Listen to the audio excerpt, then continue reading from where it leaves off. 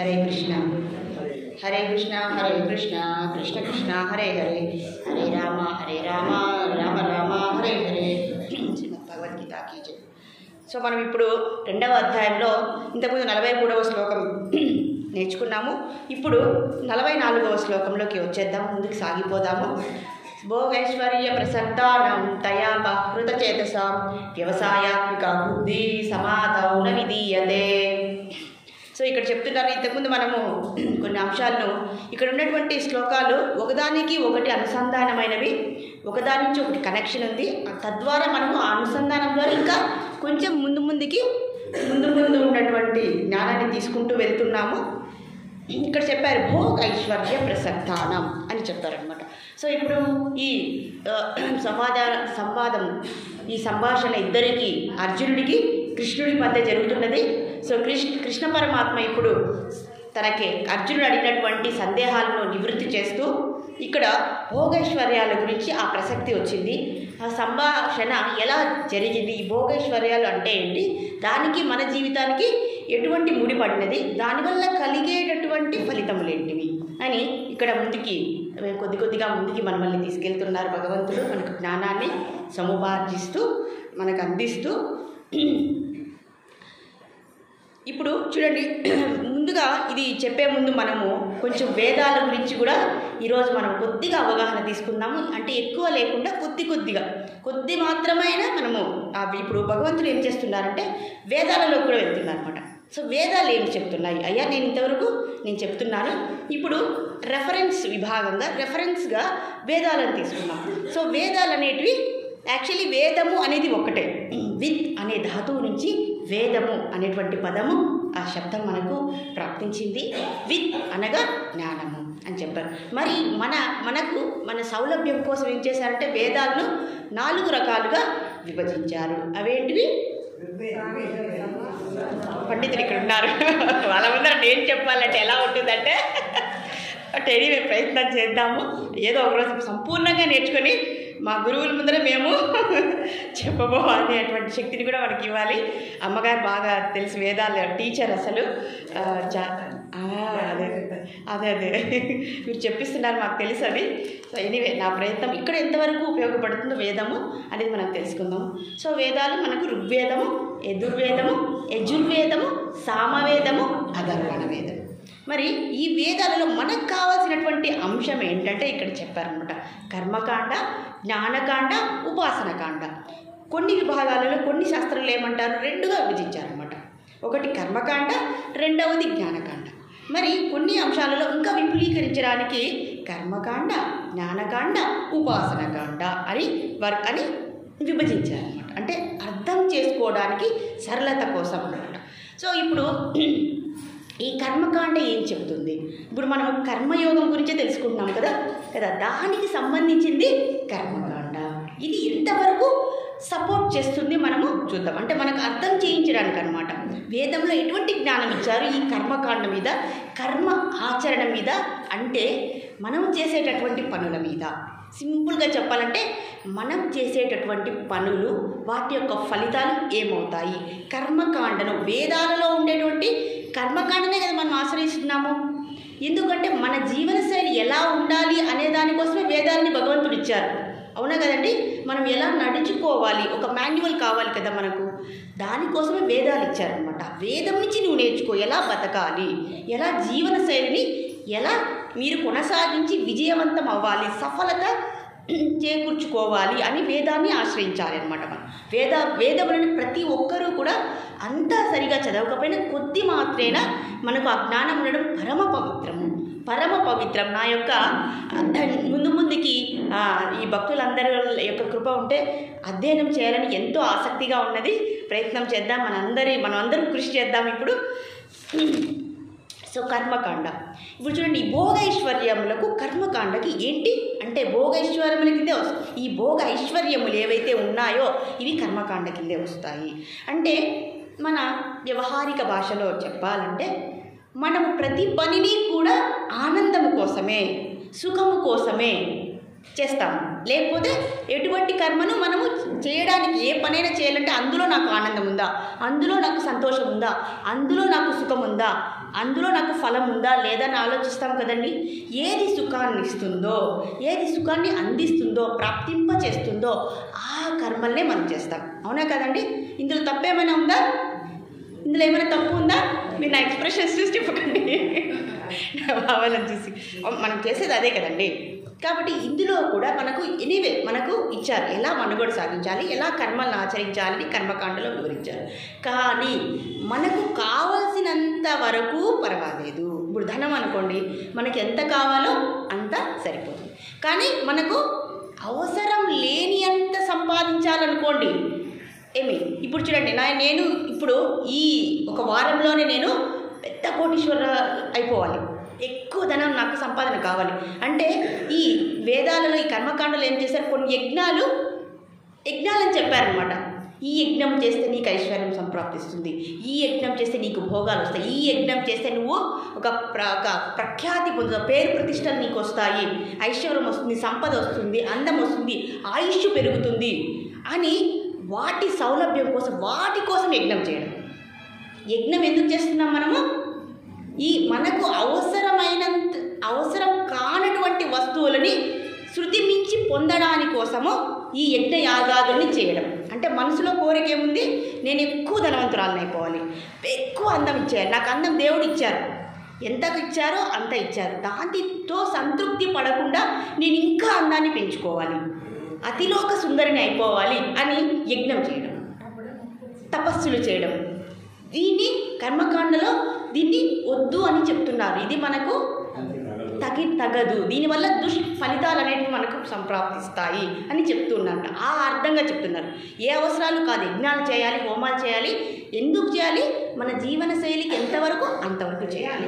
అలాగే లోక కళ్యాణం కోసం రెండవది, మొదటిది మనము మన కోసము, రెండవది అందరి కోసం చేయాలి. అది దాని యొక్క ధర్మము, దాని యొక్క లక్ష్యం. కానీ మనమేమి మన మనసులో ఉండేటువంటి కోరికల వల్ల మనం ఏం చేస్తాము, అతి కోరికల కోసము, అతి ఆనందం కోసము, అతి సుఖం కోసం, మన ఇంద్రియాలు కూడా మన శరీరంను కూడా తట్టుకోలేనటువంటి సుఖం కోసం మనము ప్రయత్నించేటటువంటి కార్యాలనే కర్మకాండ కింద లేదా భోగైశ్వర్యాలు అంటారు. ఎక్కువ నాకు భోగం కావాలి, ఎక్కువ ఐశ్వర్యం కావాలి, ఈ ప్రపంచంలో అందరికంటే నేను ధనవంతుడైపోవాలి అనేటువంటి వివిధ రకాల కోరికలు, నాకు పదోన్నతి కావాలి, ఈ లోకాన్నంతా నేను ఏకచక్రాధిపతంగా నేను పరిపాలించాలి, ఇటువంటి అత్యున్నతమైన అతిశయోక్తమైనటువంటి కోరికల కోసం చేసేటటువంటి కార్యములు. ఇప్పుడు అర్థమైంది కదండి, మనకు అర్థమైంది కదా. సో ఇందులో భాగంగా ఇక్కడ ఒక్కొక్క పదానికి వాళ్ళు ఒక్కొక్క అర్థాన్ని ఇస్తున్నారు. ఇది ఏంటంటే, ఎప్పుడైతే మనము ఈ కర్మకాండని ఇక్కడి నుంచి మనం కర్మకాండ అని వద్దాం, వేదముల యొక్క భాషలోకి వద్దాం. ఇంతవరకు మనం కర్మలని అన్నాము, ఈ కర్మలను కాస్త కర్మకాండ అని వాడతాం. ఎందుకంటే మన వేదాలను ఇప్పుడు మనం అర్థం చేసుకుంటున్నాం కాబట్టి. సో ఈ కర్మకాండలో భోగైశ్వర్యములను పొందుటకై మనం చేసేటటువంటి ప్రతి కార్యము, దానివలన ఏమవుతుంది, ఎప్పుడైతే మనము ఈ విషయాల కోసం ప్రయత్నిస్తామో, ప్రాపంచిక విషయాల కోసం ఎక్కువ కష్టపడతామో, దానివల్ల కలిగేటువంటి ఫలితం ఏంటి, ఏమవుతుంది, ఫలితం. ఒక ఉదాహరణ చెప్పగలమా మనం ఎవరైనా సరే? ఒక్క ఉదాహరణ. ఏ పనైనా చేస్తామో ఆ పనిని ఎక్కువ ఆశించామనుకోండి, దాని యొక్క ఫలితం ఏమవుతుంది, దానివల్ల మనకు సుఖం వస్తుందా, దుఃఖం వస్తుందా? ఒక ఉదాహరణ చెప్పగలరా ఎవరైనా? చిన్న ఉదాహరణ అయినా పర్వాలేదు.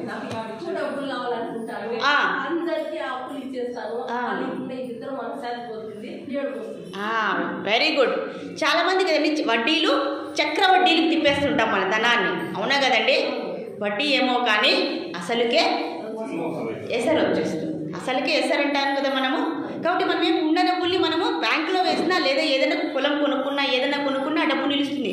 కానీ చక్రవడ్డీలకు తిప్పేద్దాం అనుకున్నాం అనుకోండి, ఈ చక్రవడ్డీలకు ఇచ్చి నేను సంపన్నురాలు అయిపోవాలనుకున్నాం అనుకోండి, అప్పుడు ఏమవుతుంది, వాళ్ళు ఏం చేస్తారు, కొన్ని రోజులు వడ్డీ ఇస్తారు, ఆ తర్వాత ఏమవుతుంది, అలాగని ఉపయోగించాలి, అది కరెక్ట్ పదం. అప్పుడు ఇందులో మనకు సుఖం వచ్చింది, వాసుదేవాయ గోవిందాయ, అది ఆల్రెడీ నొక్కు పడినది. ఇది సూచిస్తుంది చూడండి మనకు.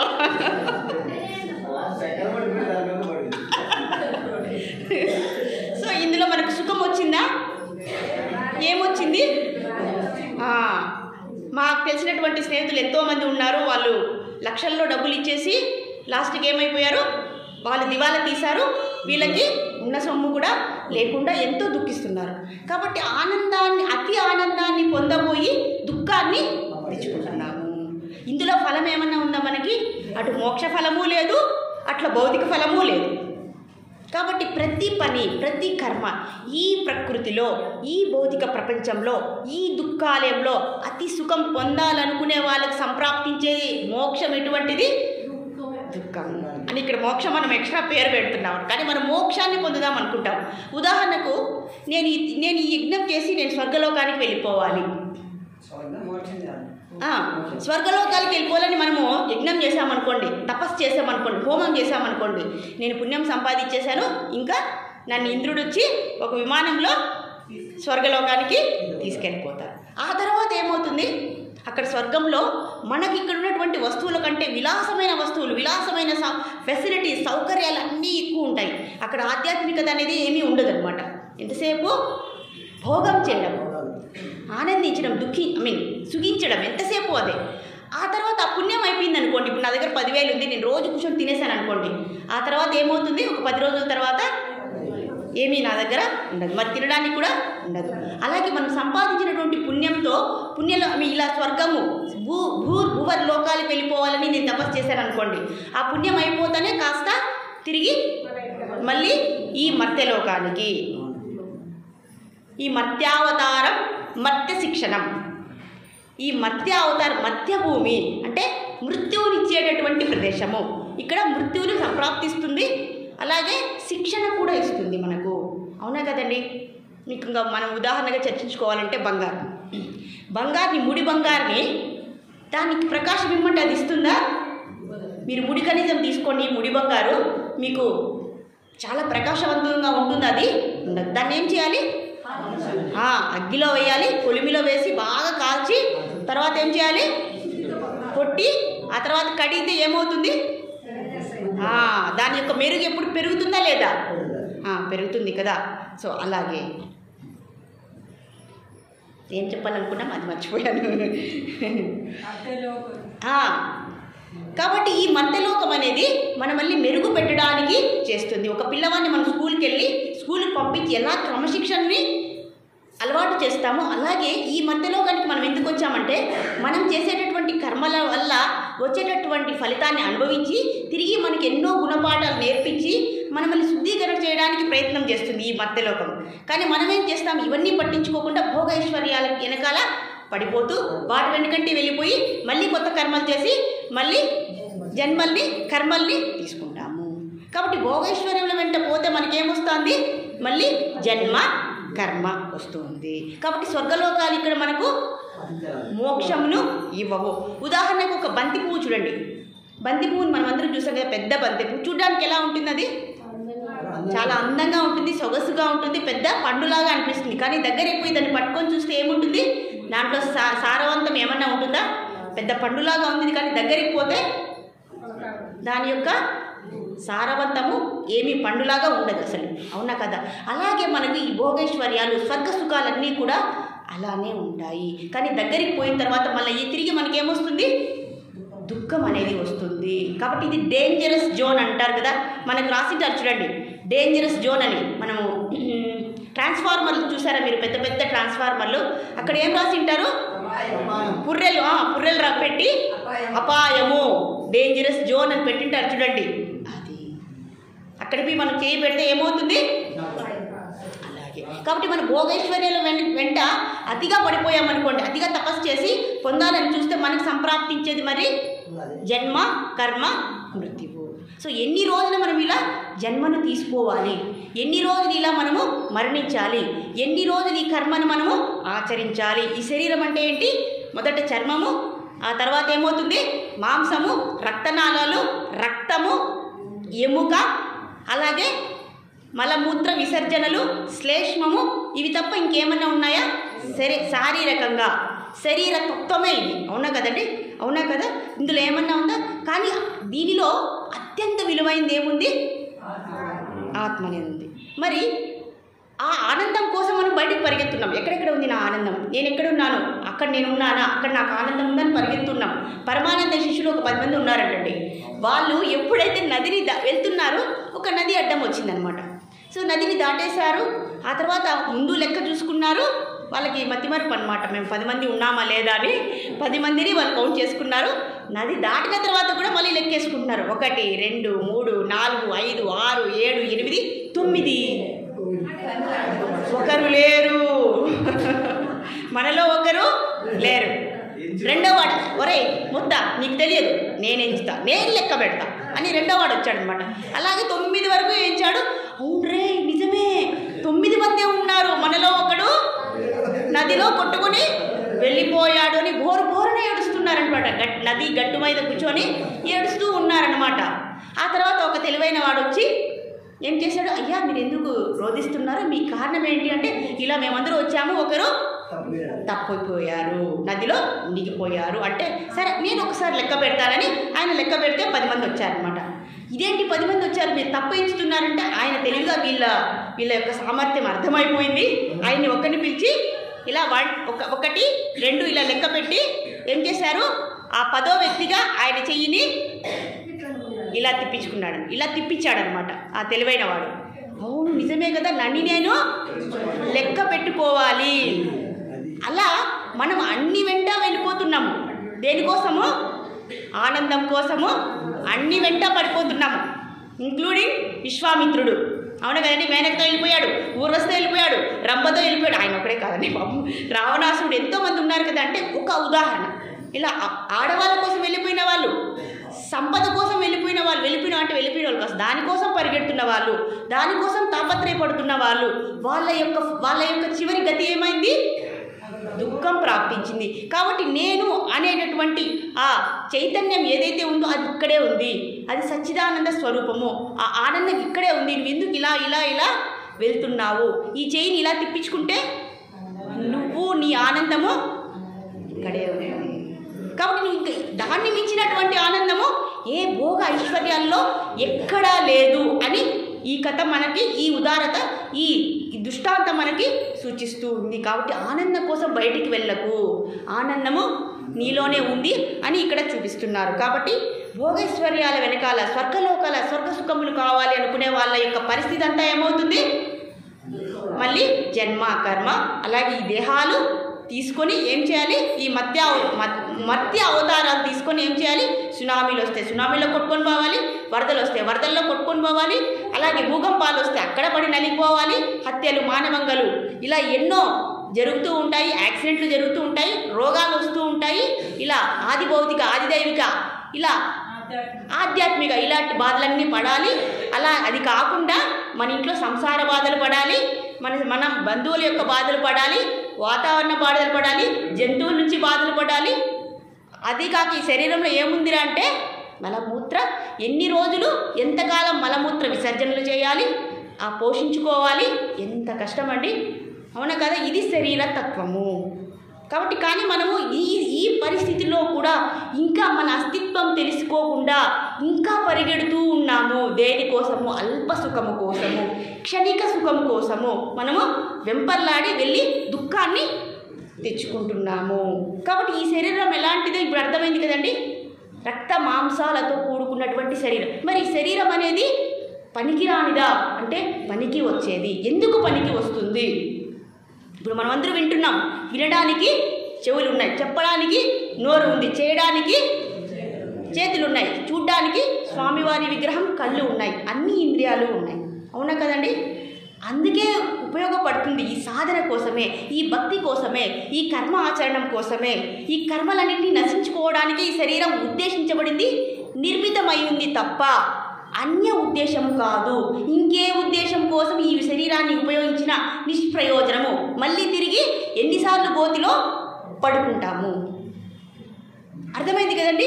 ఇది భోగైశ్వర్యాల యొక్క పరిస్థితి. ఇందులో అవునని ఎంతమంది అంటారు, కాదని ఎంతమంది అనుకుంటాము.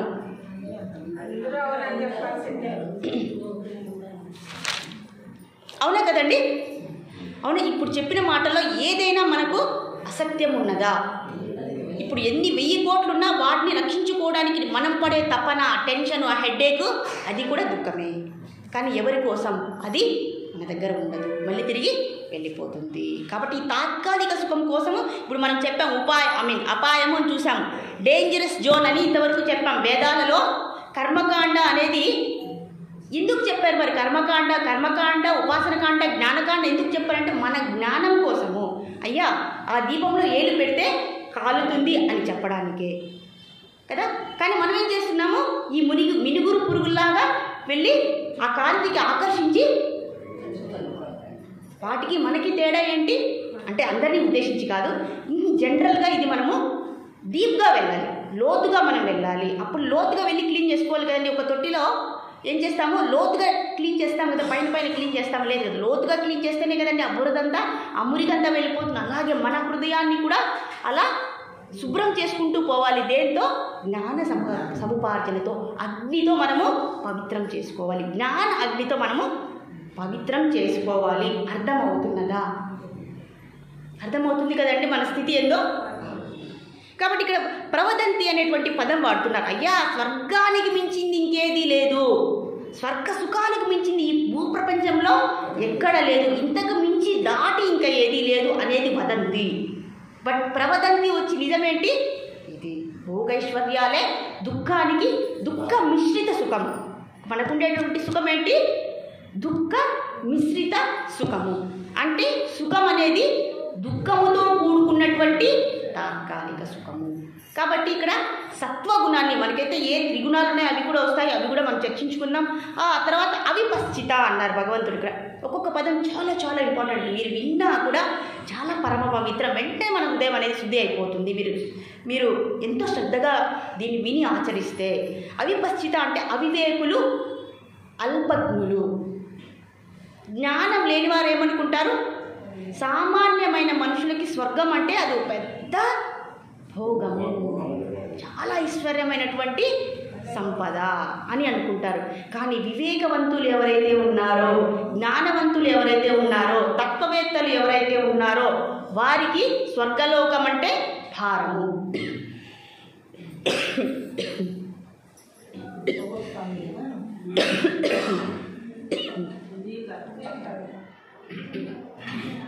కాబట్టి మనం నిన్న కూడా అనుకున్నాం, కామ్య కర్మలను ఆచరించువారు అజ్ఞానులు, అల్పజ్ఞులు, వివేకం లేనివారు. కామ్యకర్మాదులు అంటే ఏంటి?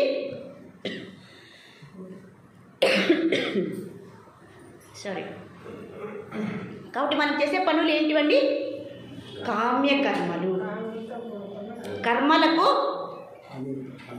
ఏం పక్కన పెట్టాము? కామ్య అంటే కోరికలతో కూడినటువంటి పనులు చేస్తున్నాం. దానివల్ల మనము దుఃఖాన్ని ఎప్పటికీ జన్మం వచ్చేలాగా, ఎప్పటికీ దేహాలు వచ్చేలాగా చేసుకుంటున్నాం. కానీ మన లక్ష్యం ఏంటి?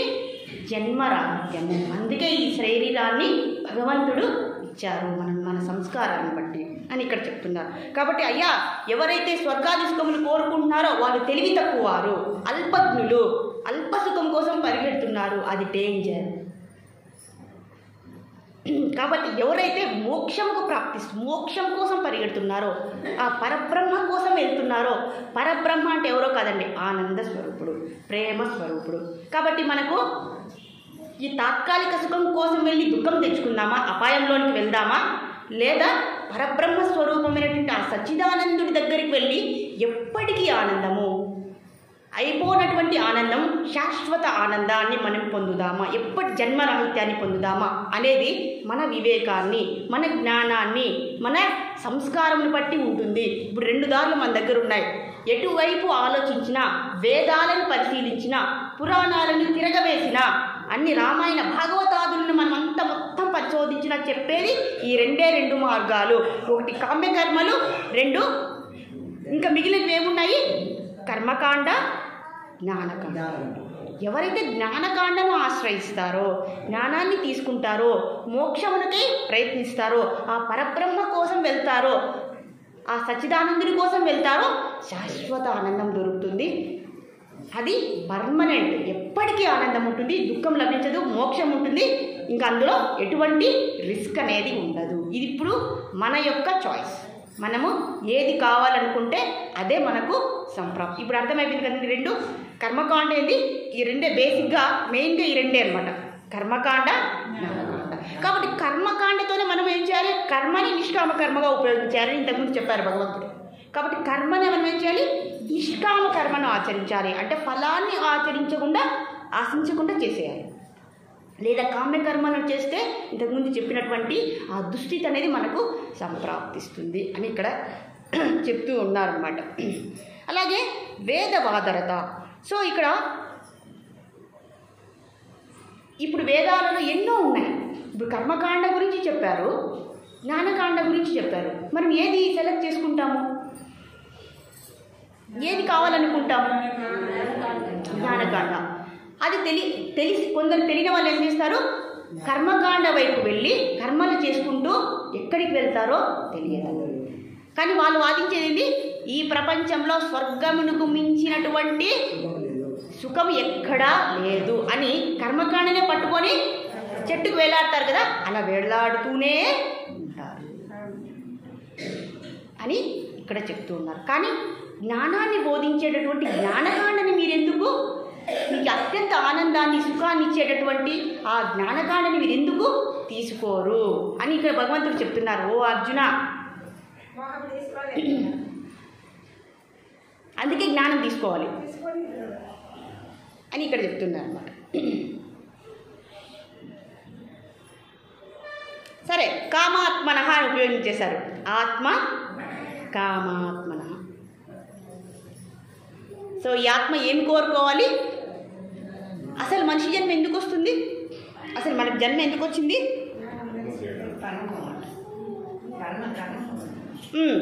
కర్మల వల్ల, మన సంస్కారాల వల్లే కదండి జన్మ వచ్చింది.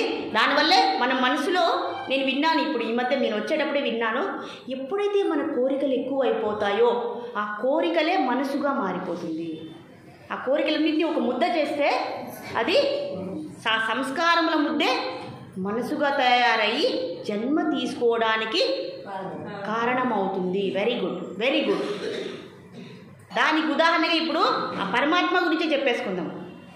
మనకేమున్నాయి, ఆయనకేమున్నాయి, ఇప్పుడు మనకు క్లియర్గా అర్థమైపోతుంది. అప్పుడు మనం వేదాల్లోకి వెళ్ళాలనేది మనకు చాలా శుద్ధంగా అర్థమైపోతుంది.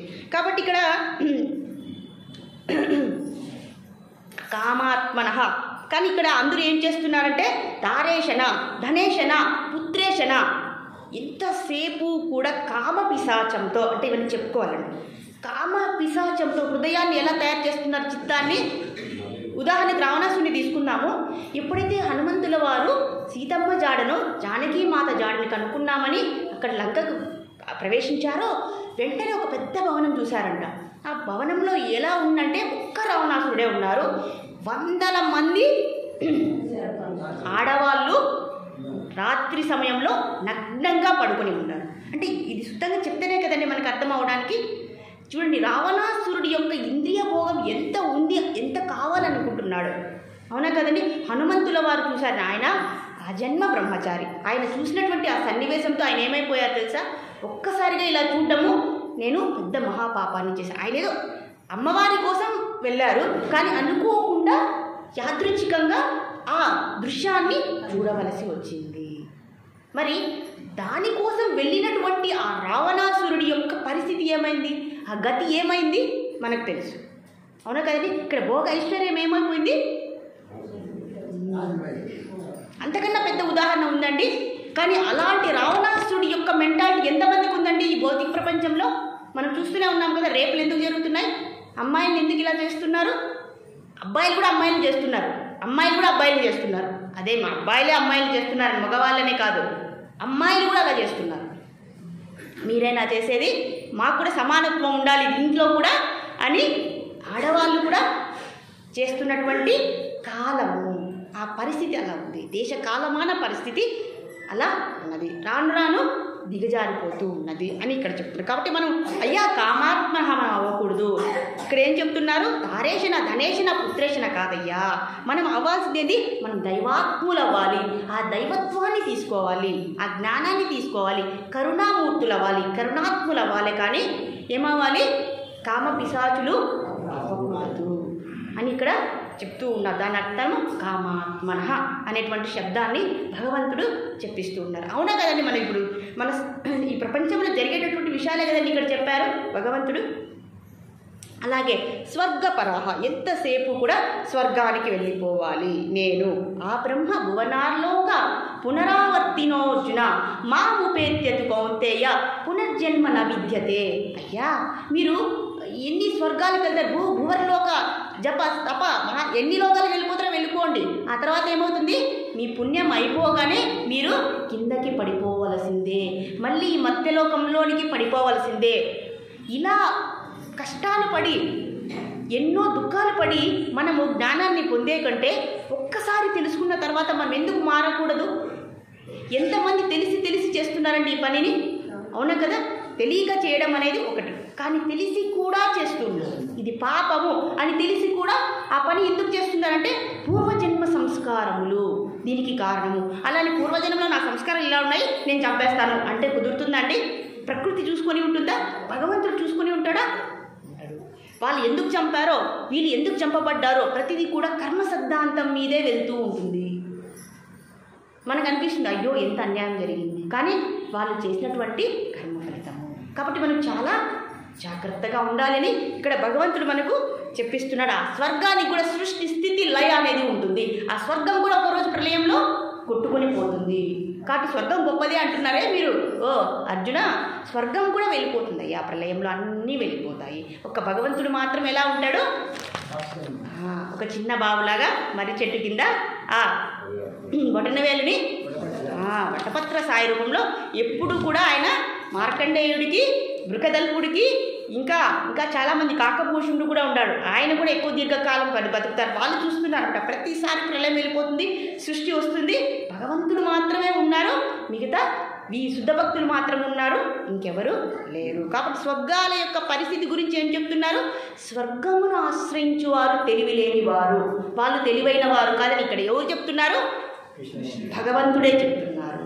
విజ్ఞానులు ఎవరైతే ఉంటారో వాళ్ళకి స్వర్గం అంటే అదొక నరకంలాగా. శుద్ధ భక్తులు ఎప్పుడు కూడా మోక్షం కొరకై వాళ్ళు పాటుపడరు. వాళ్ళలో శుద్ధ భక్తి అంటేనే సేవ. వాళ్ళకు భక్తి అంటే సేవ. నాకు సేవ చాలు, భగవంతుని యొక్క సేవ చాలు, దాంట్లోనే నాకు అన్నీ కూడా వచ్చేసాయి, ధర్మ అర్థ కామ మోక్ష అన్నీ వచ్చేసాయి అని అనుకునేవాడే శుద్ధ భక్తుడు అని ఇక్కడ శాస్త్రం చెప్తుంది. అవునా కదండి? మనకు కాబట్టి ఈ శుద్ధ భక్తులు మోక్షం కూడా తృణీకరిస్తారు. అయ్యా నీకు మోక్షం ఇస్తా, అవసరం లేదు స్వామి, నీ సేవ చేసుకుంటే నాకు అదే చాలు, ఆ సేవలోనే నాకు అన్నీ వచ్చేస్తాయి అని శుద్ధ భక్తుడు ఆలోచిస్తుంటే, కానీ సామాన్యమైన జనులు ఇలా చేస్తూ ఎన్నో జన్మ మృత్యు పరంపర అనే భ్రమణంలో తిరుగుతూ ఎన్నో బాధలు పడుతూ ఉన్నారు. జన్మ కర్మ ఫలప్రదం అన్నారు అనమాట.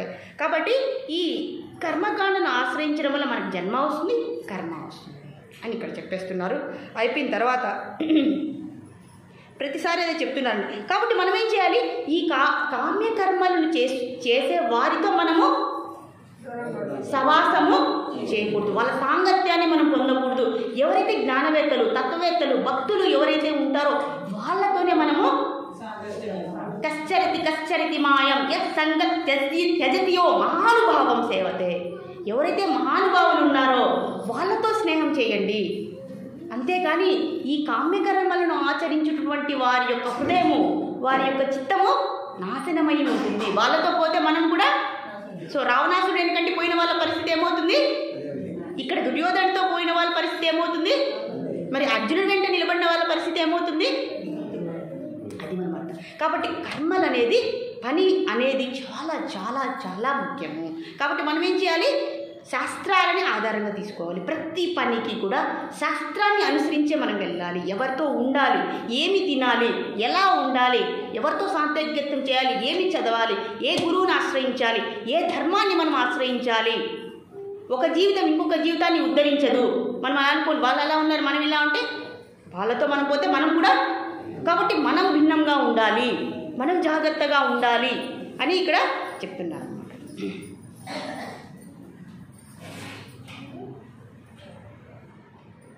ఇది ఈ భోగ ఐశ్వర్యంతో కూడుకున్నటువంటి చిత్తం ఎలా ఉంది అంటే గాలిలో పెట్టినటువంటి దీపంలాగా ఉంది. గాలిలో పెట్టినటువంటి దీపం యొక్క పరిస్థితి ఏమవుతుంది? ఇలా అలా ముందుకు వెళ్తూనే ఉంటుంది. ఎప్పుడు ఆరిపోతుందో దానికే తెలియదు. కాబట్టి వ్యవసాయాత్మిక బుద్ధి అనేది ఇక్కడ అవసరము. ఒక స్థిర బుద్ధి. నిన్న మనం చెప్పుకున్నాం కదండి, రంతిదేవుడి గురించి మనం చెప్పుకున్నాం.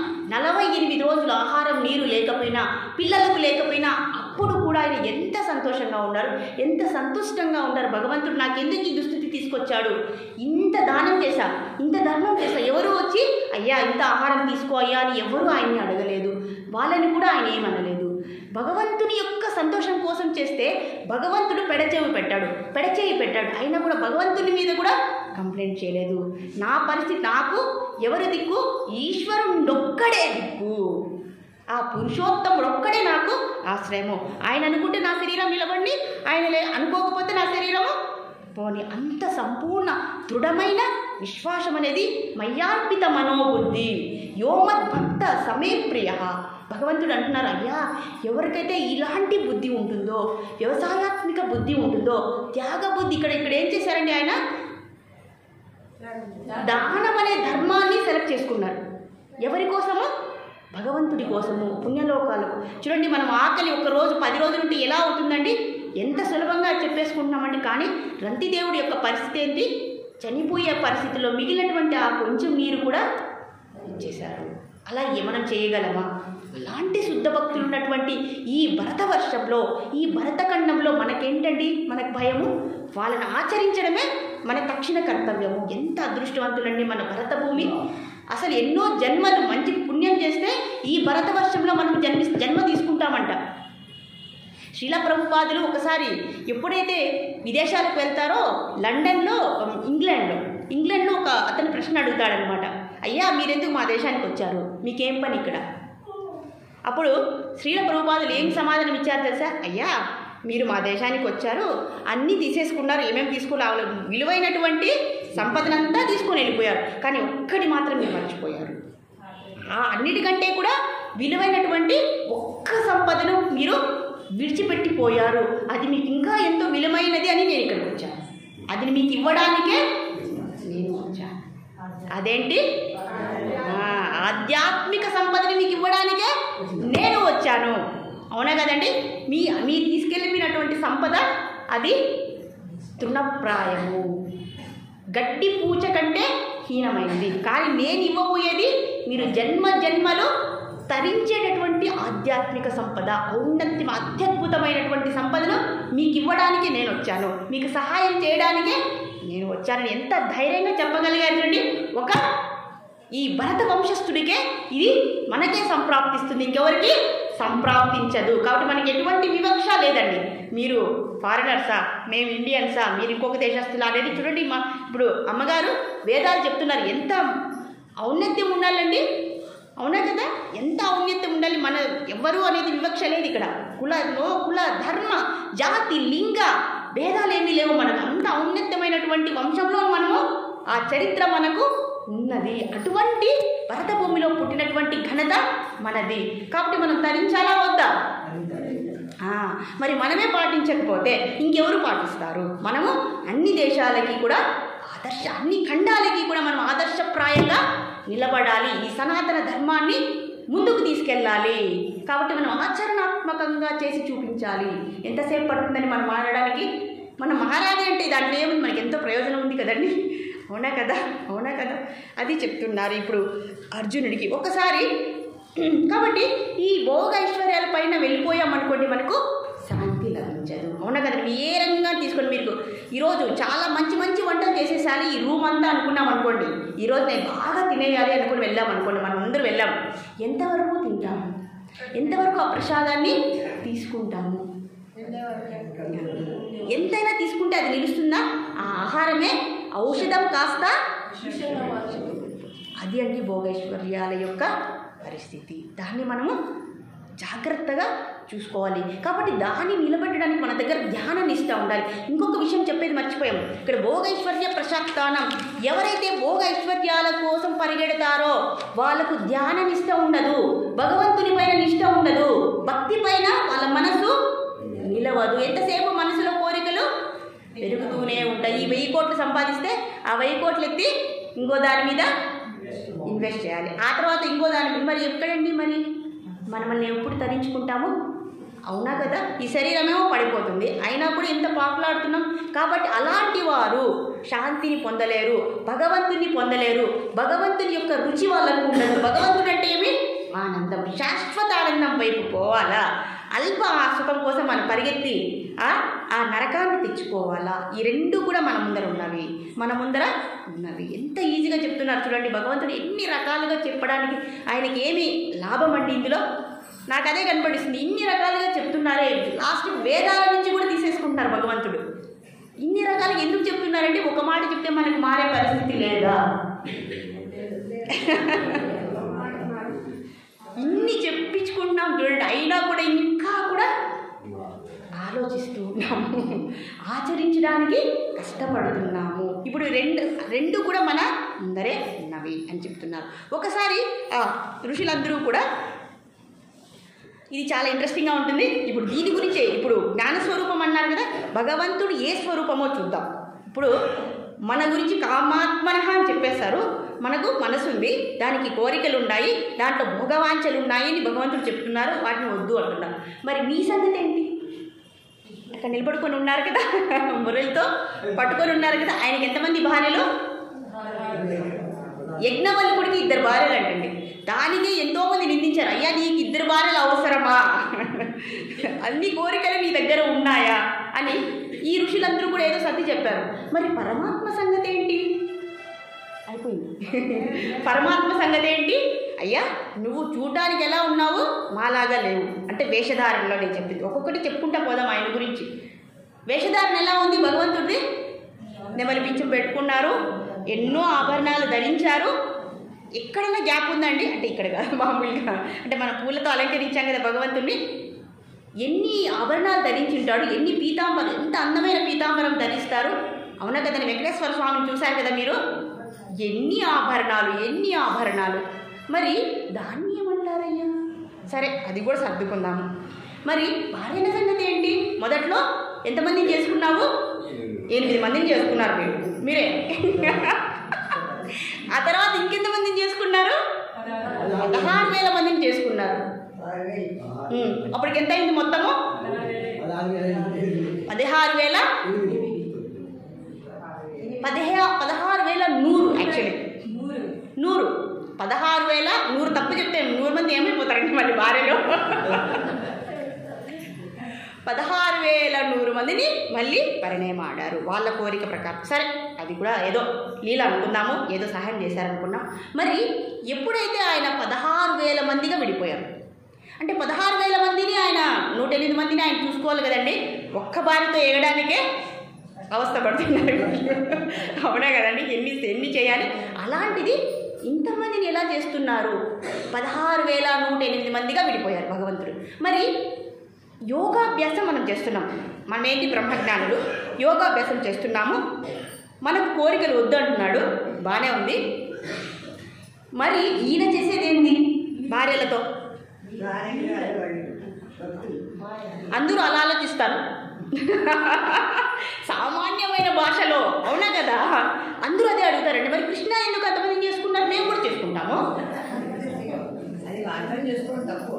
మరి కృష్ణ అగ్గినంతా మింగేస్తారు, మీరు మింగేస్తారా? పై నుంచి దూకేస్తారు, మీరు దూకేస్తారా? గోవర్ధన పర్వతాన్ని చిటికన వేలుతో ఎత్తేశారు, మీరు ఎత్తుతారా?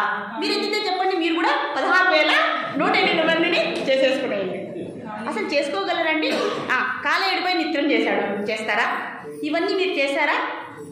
అంటే మాట్లాడుకోవడం బయట, మనం మీకంటే పరిజ్ఞానం ఉంది, కానీ బయట ఎలా మాట్లాడతారో తెలుసా అండి? ఒక్కరుండి ఇంకొకరిని పెళ్లి చేసుకుంటే కృష్ణుడికి లేరా అని అడిగే వాళ్ళు ఉన్నారు. ఫస్ట్ కృష్ణుడినే ఎత్తేస్తారు. వాళ్ళందరి కోసం మనం సమాధానం ఇవ్వాలి కదండి. ఎప్పుడైతే ఈ పోటీ అనేది వస్తుందో అప్పుడు మనం మాట్లాడగలగాలి. ఎలా? స్మూత్గానే మాట్లాడాలి, కొట్లాడాల్సిన అవసరం లేదు. కాబట్టి మనకు ఆ జ్ఞానం అనేది ఉండాలి, తత్వాన్ని మాట్లాడడానికి. సరే ఇలా అనుకున్నారంటే యోగులందరూ కూడా యోగాభ్యాసం చేస్తే మనకు బ్రహ్మచర్యం అనేది చాలా ముఖ్యం. చిన్నప్పటి నుంచి చెప్పిస్తారు కదండి వాళ్ళకి. యోగాభ్యాసం చేసేటప్పుడు అయ్యా నువ్వు బ్రహ్మచర్యాన్ని పాటించాలి, నువ్వు మీ భార్యకి దూరంగా ఉండాలి, ఇలా అర్థమైంది కదండి మీకు. మరి ఈయనకు బ్రహ్మచర్యం ఉందా? ఇంతమంది భార్యలు పెట్టుకొని ఎలా అయినా సరే మనం ఓ పని చేద్దాం. ఎప్పుడైతే ఈయన రాస క్రీడలలో ఉంటారో అప్పుడు మనం ఏం చేద్దాము, ఆయన మన కోరికలు అంటే మనసులోనే కదా ఉండేది, ఆయన మనసులోనికి వెళ్దాము.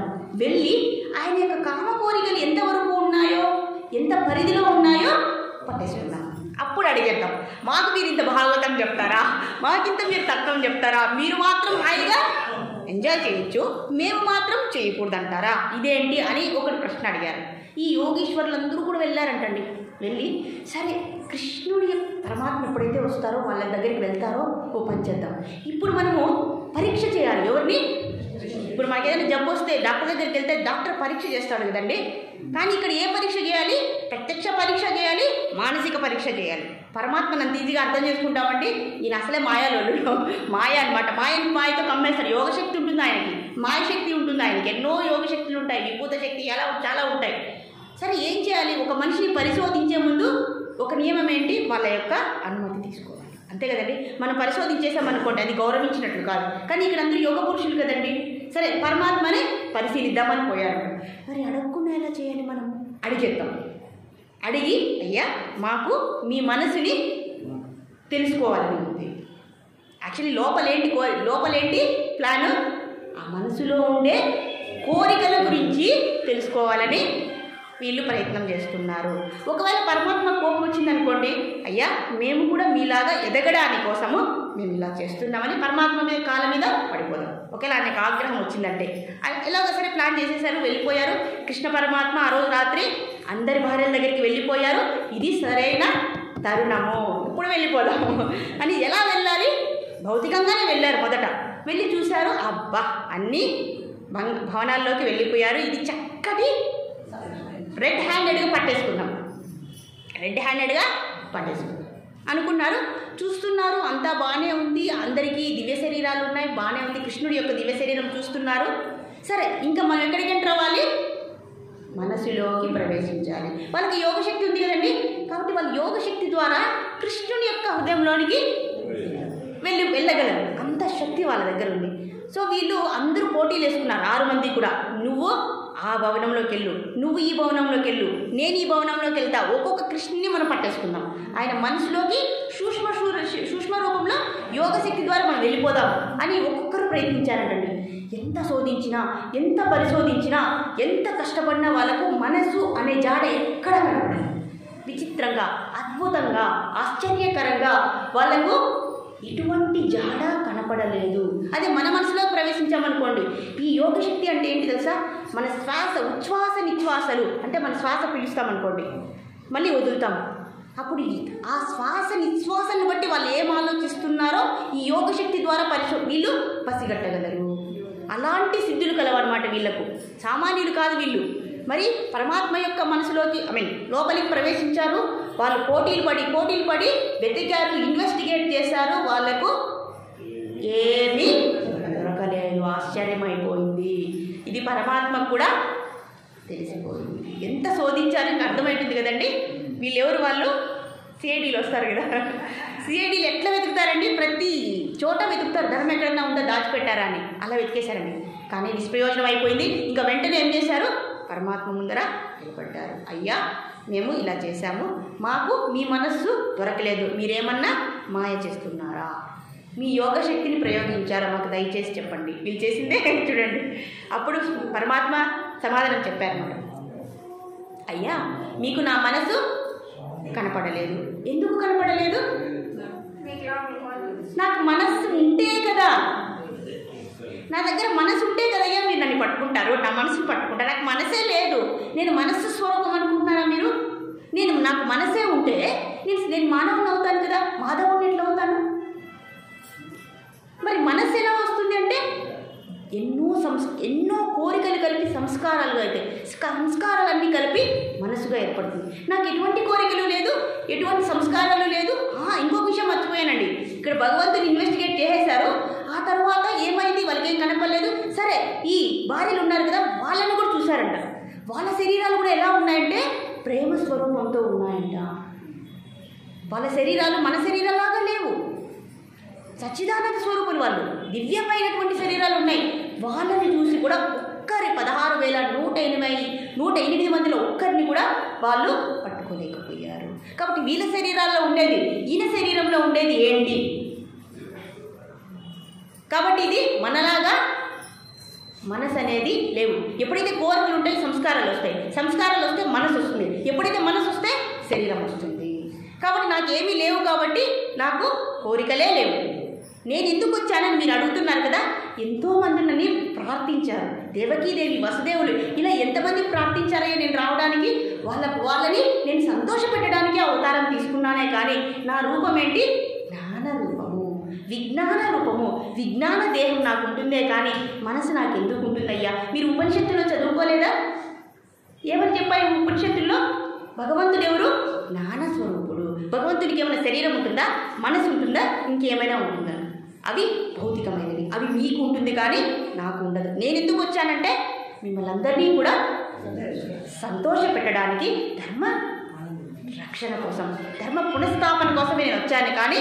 కాబట్టి నాకు మనసు అనేది ఉండదు. అంటే దీంట్లో మనకేమర్థమైంది? మనకు ఆయనకి తేడా ఏంటి? మనసు ఉంటేనే మనిషి. కాబట్టి మనం ఏం చేయాలి? జ్ఞానంతో మనసుని ఏం చేయాలి? బయటికి పోనివ్వకుండా మనసుని ఆత్మస్థితిలో పెట్టేయాలి, ఆత్మస్థితిలో పెట్టేయాలి. అప్పుడు మనకు ఆ దైవత్వం అనేది వస్తుంది. శరీరం అనేది రాదు, జన్మ లేదు, కర్మ లేదు, మరణం లేదు, మృత్యువు లేదు, ఏమీ లేదు. జన్మ కర్మ చ మే దివ్యం ఏవం యో వేత్తి తత్వతః అయిపోయింది. త్యక్త్వా దేహం పునర్జన్మ నైతి మాం ఏతి సోర్జున. అది. కాబట్టి మనం ఏం చేయాలి? కోరికలు ఫస్ట్ నియంత్రించుకోవాలి. అప్పుడేమవుతుంది? మన మనసు అలాంటి వ్యవసాయాత్మిక బుద్ధి ఎప్పుడైతే ఉంటుందో, ఆ బుద్ధి ఎప్పుడైతే స్ట్రాంగ్గా ఉంటుందో, ఈ జ్ఞానాన్ని మన తెలుగులోకి తీసుకుంటే ఆ బుద్ధి ఏం చేస్తుంది? మనసుని నిగ్రహిస్తుంది. ఎప్పుడైతే మనసు నిగ్రహిస్తుందో ఆ మనసు ఆత్మలో కలిసిపోతుంది. కాబట్టి ఆ మనసు బయటి వస్తువుల మీదకి పోదు. ఎటువంటి కర్మలు మనకు అందవు. నో పుణ్యం, నో పాపం. ఇంకేమొస్తుంది మనకి? జన్మరాహిత్యం అయిపోయింది. కాబట్టి మనసు లేనివాడిగా మనం ఉండాలి. మనసుని తెచ్చుకోకూడదు. దానికి మూలం ఏంటి? కోరికలు. కాబట్టి కోరికను అదుపులో చేస్తే కామయేష క్రోధయేష రజోగుణ సముద్భవ అనేసారు. అర్థమైంది కదండి? అన్నిటికీ కారణం ఏంటి? ఆ కోరికల వల్లే మనసు వస్తుంది, మనసు వల్లే శరీరం వస్తుంది, శరీరం వల్లే ఎన్నో జన్మలు వస్తున్నాయి, ఈ మొత్తం స్థితి వస్తుంది. కాబట్టి పరమాత్మ నుంచి మనం ఏం తెలుసుకోవాలి? అయిపోయింది టైం. హరే కృష్ణ కృష్ణ కృష్ణ హరే హరే, హరే రామ రామ రామ హరే హరే. శ్రీమద్ భగవద్గీత కి శ్రీకృష్ణ పరమా